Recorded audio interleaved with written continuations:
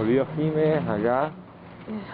Bueno, ¿para dónde es que te vas ahora, Jimena? Me voy para Plaza Prado. Bueno. Estamos trabajando en room. Cualquiera. La verdad que en Otera, acá bueno, impresiones, gigantografías. Empezamos de nuevo, sale.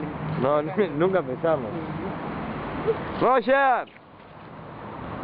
Roger está con la BMX. Vamos de nuevo. Buenas noches. Hoy los espero en Plaza Prado, en el Pony Pichador. Vamos a estar ahí. Champán de movida. Champón me gustaría que fuera hasta... No quiero que vaya porque yo no salgo. Sí, vení, Kai, escuchame, acá estamos sábado, Punta Carreta.